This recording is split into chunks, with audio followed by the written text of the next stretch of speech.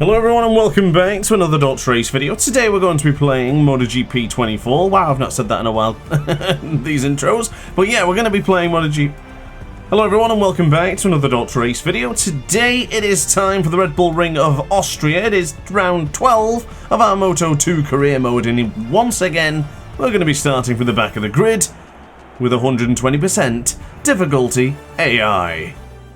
So here we go then, from the back of the grid, waiting for the red lights to disappear, and oh my goodness, I was a bit slow there. I was going to say and away we go, but I guess I was away we pause go, because we took our time there, but it's alright. We're going to be charging up through the pack, I don't doubt. We go into the right side. Oh my god, someone's crashed up there. It's one of the OnlyFans American Racing team. Who was it? Was it Alonso Lopez? I think it is, because further ahead there you can... Oh my god, look at Jeremy Alcoba going off the circuit as Ayumi Sasaki now starts to get past. Goodness me, all bumping and barging through the early stages of this Red Bull Ring of Austria Grand Prix. Yeah, it was in fact Alonso Lopez, because you can see ahead, Marcos Ramirez, the man with the yellow sort of accent on his leathers, is still very much racing in this Grand Prix right now. So unfortunately, Alonso Lopez has gone down, and his championship challenge is definitely coming to an early conclusion. Oh, goodness me, Joe Roberts with a little bit of collision going into the right-hand side there. I just talked about Joe the other day and going up to MotoGP, possibly signing with the Trackhouse Aprilia team. Do wish Joe well, and kind of hope that happens, to be honest. But if you want to know more or to talk more about Joe Roberts, head over to the Miguel Oliveira video I did yesterday. I'm guessing it would be by the time I uploaded this video. So yeah, check it out and see what you think, and also let me know what you think about Miguel Oliveira's future plans in the Premier class. But here we go then.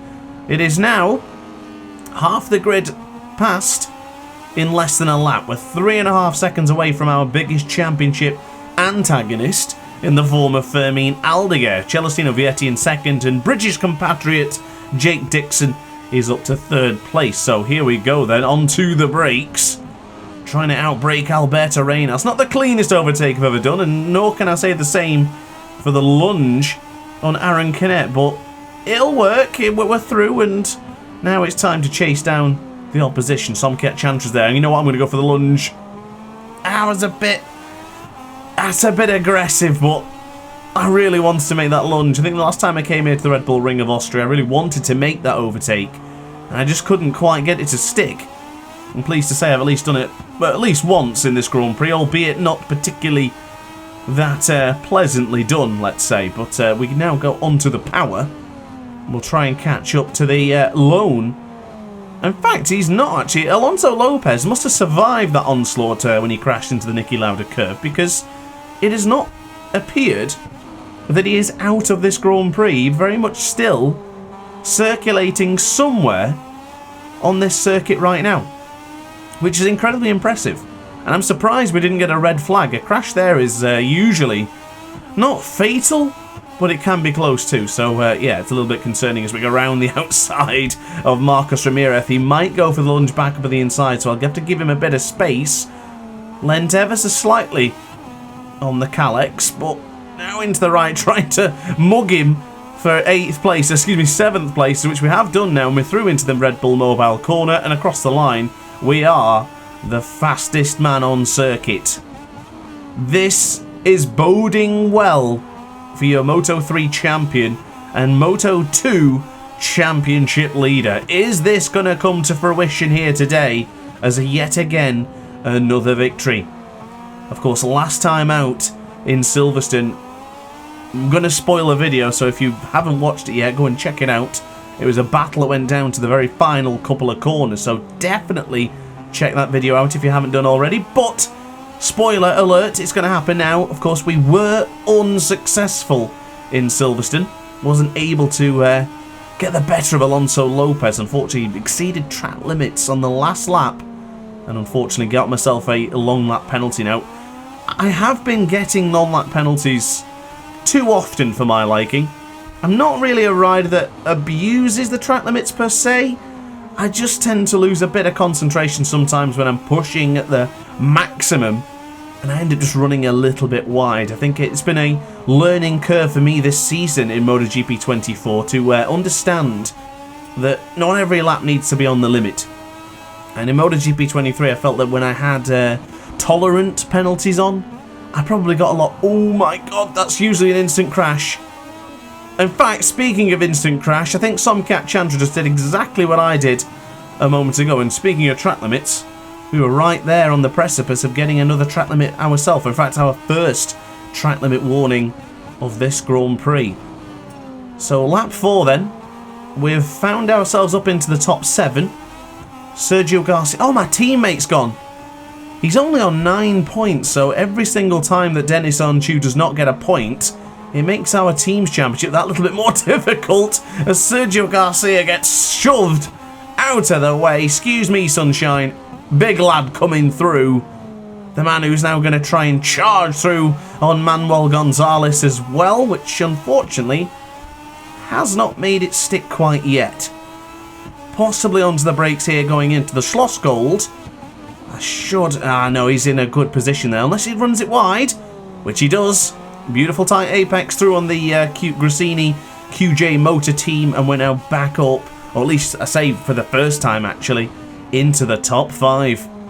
Now it's not a concern at this point, but Fermin Aldeguer has got a little bit of a lead here. And we've got Dixon, Arbolino and Vietti all there in the top 4 positions, but of course past one of them and it's pretty much podium time, so good stuff so far. It's been a cracking race and a really good start after starting at the back of the grid. Has been leaning to the right hand side, and exactly what I was talking about earlier. Chantra did it the last lap, I almost did it on the previous lap, and unfortunately Arbolino and Dixon are out of the Grand Prix. That is a nightmare. I can't believe that, and I'm actually a little bit disappointed. I was rather looking forward to chucking up the inside of Tony Arbolino and Dixon. So now, inherited 3rd place then, ladies and gentlemen. Of course, we lost a bit of time after trying to take some avoiding action from the opposition. But, you know, it's not all that bad. It's going rather well, to say the least, for us. I just don't know whether we can get the better of Celestino Vietti now. He is quite fast, but not as fast as the rider ahead, of course, Fermin Aldeguer. He is the man on a mission right now. So, oh, that's a harsh track limit warning. I mean, I didn't really benefit for touching that, but I get it. You get the wheel off the circuit, senses a trigger, there you go. That's a track limit warning, so a little bit disheartened there. But it is what it is. It's Celestino Vietti. Oh, goodness me, just touched the apex into the Worth curve. That's one of the worst things you can do.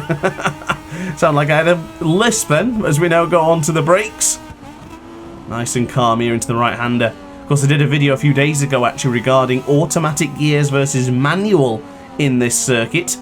And it yielded some very interesting results, so definitely check that out if you haven't done so already. But across the line, improved from the previous exchange of lap times, but not a personal best lap time, as Celestino Vietti is doing a pretty good job by keeping me back right now. Going to brake at the Xingha sign, and we can pull in to try and close in the gap. He's gone wide there though, hasn't he? Oh, he's gone wide again. Celestino gifting us 2nd place. Thank you, Celestino. I appreciate that, but my birthday is not until next Friday, so I appreciate the regard nonetheless, Celestino. Just drop your presents off whenever you can, Celestino. If it's going to be some knee sliders or possibly a pair of gloves, I'd be happy with either or. So, big thanks to the number 13. And now, it's time for probably the most part that I was concerned about when starting this video here today, that I did fear that someone would pull away. Now, not fear in the sense of, oh, I can't catch them up, but just, I am going to have to make my moves quickly so I can be in touching distance of whomever is leading. And coincidentally, or I guess no coincidence really, or just simply disappointing for us, is the fact it's Fermin Aldeguer. He can take 5 points away from us if we occupies that position for the next 12 laps. I almost ran off the circuit again there. pushing quite a lot now, but the gap has come down. It's now less than 2 seconds for the very first time in this Grand Prix, and our lap time was almost identical. A 1:33.303. Wow, that's close. That is tremendously close to the previous lap. That's good. That's consistency. In fact, all those lap times, even when Tony Arbolino and Dixon crashed ahead of us, our lap times were still rather solid, but I think that was a track limit warning. Did I get away with it? I must have been on the edge. Great. That's good stuff. I am pleased. I am very happy. Really tight to the apex there as I get onto the power. The gap has come down to 1.3, so if my calculations are correct, I've taken half a second away from Mr. Aldeguer.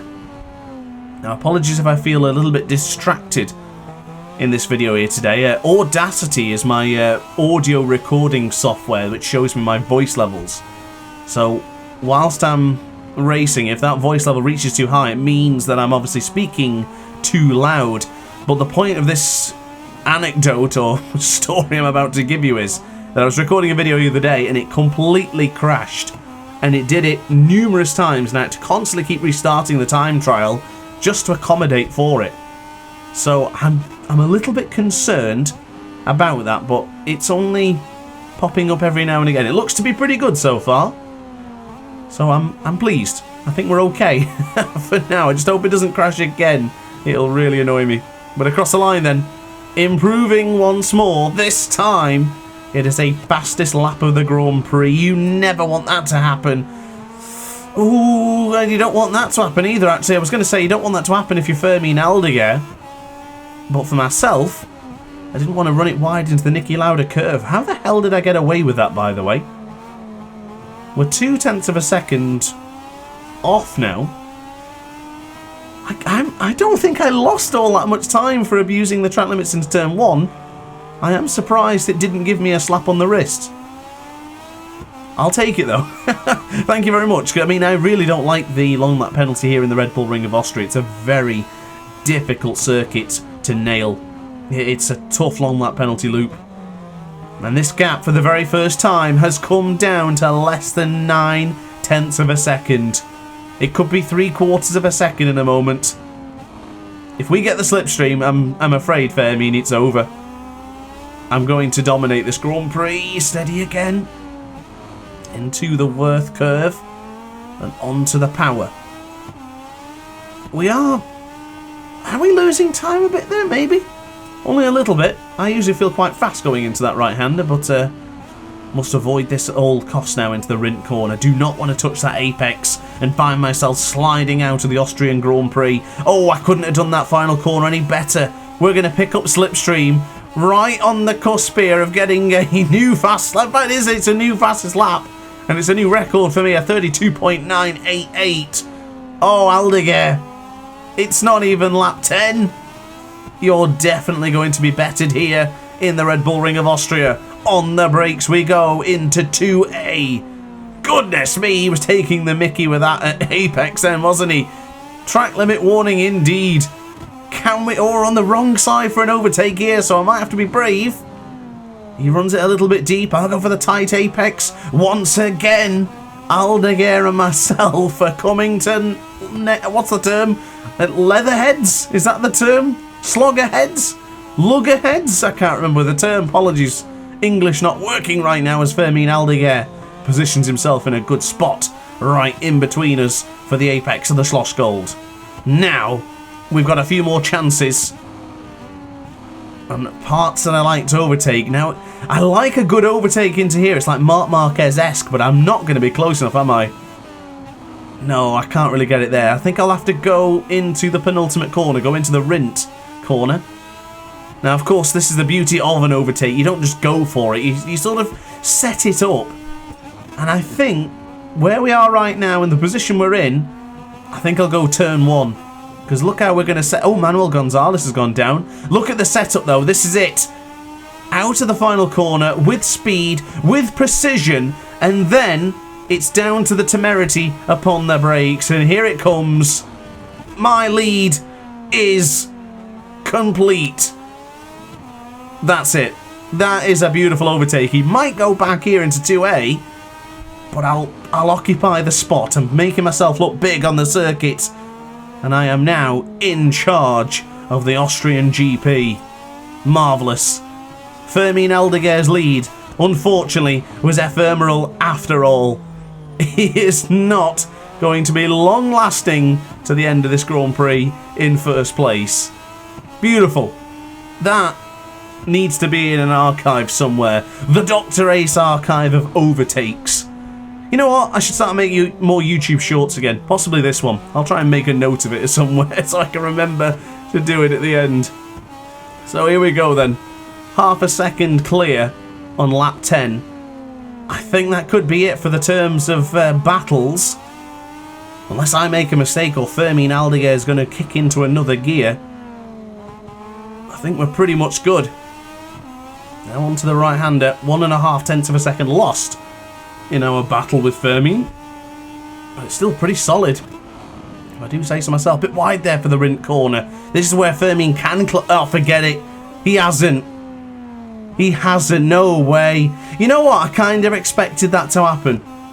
I don't know what it was, but I was thinking to myself then, if I go wide or too tight, I think he's just going to bin it. This happened the last time I came to the Red Bull Ring in Austria when I was racing by myself. I was just doing a little bit of a test ride for Yamaha, for example. And it wasn't actually a test ride, but it was like just a quick race mode, but with my rider and, yeah, making it into a situation where I'd been given a wildcard opportunity. Yeah, a little bit of a fantasy element for my own personal riding, but I remember the same problem. I think it was Pecco. He went straight into that right-hander after I'd made the overtake and instantly crashed. And then went through on Jorge Martin and he did the exact same thing as well. And I think, if I'm not mistaken, even in the Frankie Morbidelli video I did, we had the same problem going into the Rindt corner. They did it in MotoGP 23 as well, which is a damn shame really, because I don't want them to crash out, because now I'm sitting here with a 3-second advantage, wondering what to do with my time for the next 10 laps, or 7 laps should I say. So that's a little bit disappointing. I did think this going into it, so what I've done is I have actually gone for the soft tyres in hopes that they may run out towards the end of the video. I know that sounds absolutely bonkers and very backwards for the person who is desperately coveting a Moto 2 World Championship, but I'm all about content first. I don't even care if I win the championship, I'd rather just make fun content, to be honest. So if we can make sure we can still probably keep on doing good lap times here, then I'm going to make sure we make it interesting. And coincidentally, on that last lap when Fermin crashed, because I took a good long look behind me and I sort of just let off the throttle, I had my worst lap time yet, which is not what I expected. I've also just noticed that Fermin Aldeguer is still on the podium, so he's not only still on his motorcycle, but he's back on the bike and he's in the podium positions. That's marvellous. Jake Dixon's also in the top 8. Manuel Gonzalez, who crashed out of 5th, which you'll never believe, he's of course always 5th. I don't think there's a position more synonymous with a rider than Manuel Gonzalez in 5th place. Maybe Andrea Locatelli 4th with World Superbike. He had a lot of 4th places last year and the year before, as Moreira has been given along that penalty. So I don't see anyone giving us any trouble now. This should be a pretty simple performance for us towards the end of this video. So you know what? I'm just going to go for the fastest lap again. I think every lap from now on, I'll just go for it. I'll just absolutely charge and see what we can get to. Oh, it's close to the apex, close to the rumble strip there. Get caught on that, and I think it will instantly be a track limit warning. In fact, didn't Jorge Martin lose a victory to Marco Bezzecchi one year for that reason? I do feel that that happened in possibly 2020, 2019, 2021. Maybe? I don't remember. 2021's the number off the top of my head, so maybe it was that year. But 5 seconds adrift now from Celestino Vietti. This one is done and dusted. Joe Roberts track limit warning for the American. Now regarding the future of our Moto 2 career mode, it does seem very likely that, well, it's a guarantee I will be moving up to MotoGP, but Alonso Lopez is still in the conversation to possibly move up to MotoGP, so I am fingers and toes crossed that one of our rivals moves up with me this year to MotoGP. We didn't have it with Moto3, and I don't mind if it's Alonso Lopez, to be honest with you. I'd be happy with that. But I would like to see Fermin Aldeguer join me, I really would. Or Celestino Vietti would be nice as well. If he put him with the VR4016 team, that would just look fantastic. It'd just work so well. And to see it happen would be great, but regarding the other riders, I don't think anyone else has really deserved a spot. Now this is virtual MotoGP we're talking, not real, because I don't think that's the right case at all. I think if anything, Celestino in modern Moto2 needs a couple more years yet before moving up to the Premier class, as we once again go tight to the apex of Rins and I run off the circuit. Oh, thank God that isn't too dangerous. I was playing Superbike 22 the other day, and of course everybody knows how ridiculous the curbs are in that game. In fact, I crashed in numerous times the top rack Razgatlioglu, and it was a damn shame. I hate crashing in videos. I mean, I'm not all fans of crashing in generals. I think the last time I did a race online, I don't even think I crashed once. Maybe once when the autopilot had a panic attack. But other than that, I don't see myself as crashing too often. And I swear to God, if I end up crashing in this video, I'm going to scream.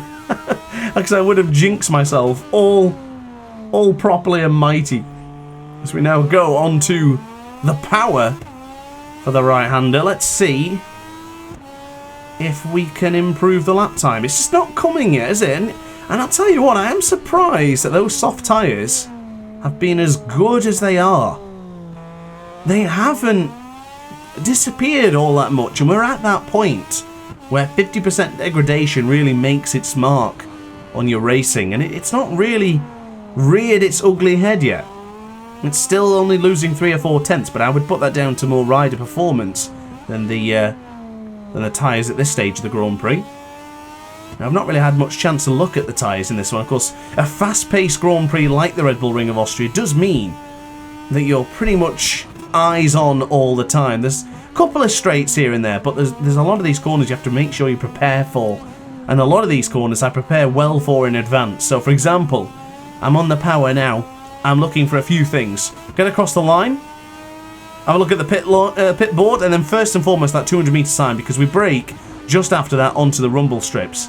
And then we turn in to the apex, get onto the power, and I immediately look for that Xinghua sign so I can make sure I'm preparing to brake there. Like that. And of course you're looking into the double apexes here to make sure you hit all of those corners. So a lot of this is preparation, so I get a few moments where I can just have a glance. But unfortunately I've been glancing over my left hand side or my monitor here just to see what the audio levels are like and how Audacity is playing up. And I tell you what, it looks to be good. But I have a major problem because I keep seeing a conversation pop up in the Ace Academy Discord server, and I'm curious to read it, but I better not because I'll end up crashing.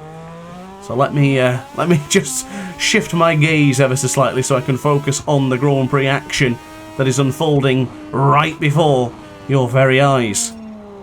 So Xavi Cardloose has been given a he's been given a long lap penalty. I've seen his name pop up, and there we have the warning for the long lap penalties. We now lean into the right-hander, steady on the power.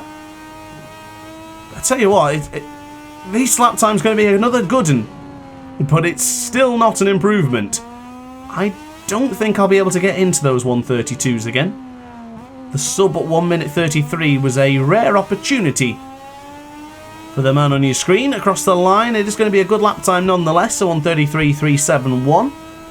We have been in that time for quite a while. I mean, look at those down the order.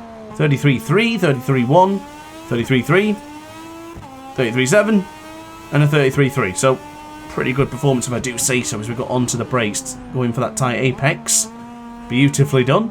And apologies if you can hear my cat Blue in the background. She's got a favourite toy, and she tends to pick it up, carry it around a bit, and then meow at it for like a good 5 minutes. So if you do hear her, she's just having fun in the background. I apologise if it's distracting, but I don't think she does apologise, so just take that as a pinch of salt.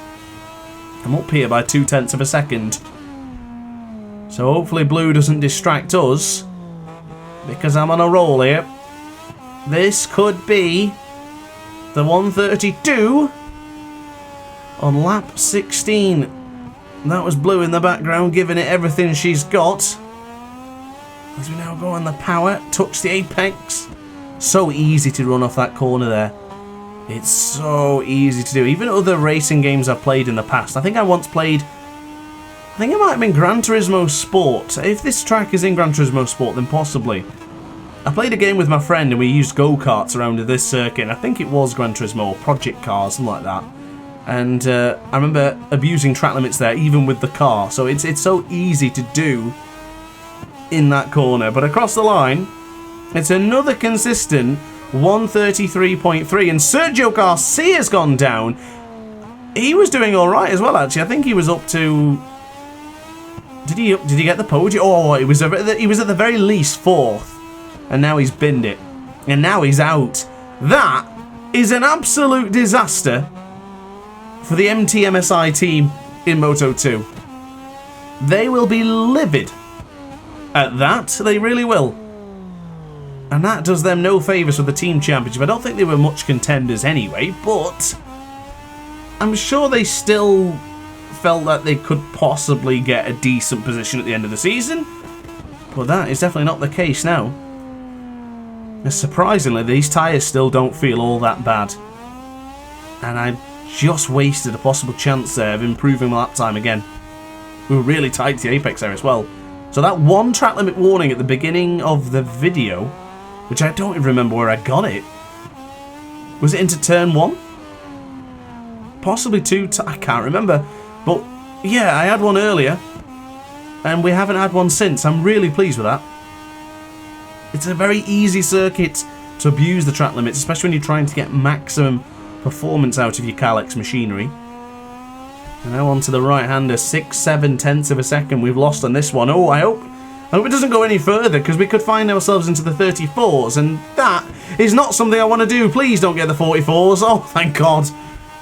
That just looks so ugly if I had that one random 34 at the end there. Oh, a bit slidey into... Okay, maybe the tyres are now beginning to lose faith in its rider. Jamamasi is on the screen, warning for him. As we now dive into turn 2 and 2A and 2B for the final time. As we are to be earning 25 more championship points. We very well could have this championship signed, sealed and delivered by probably Motegi maybe?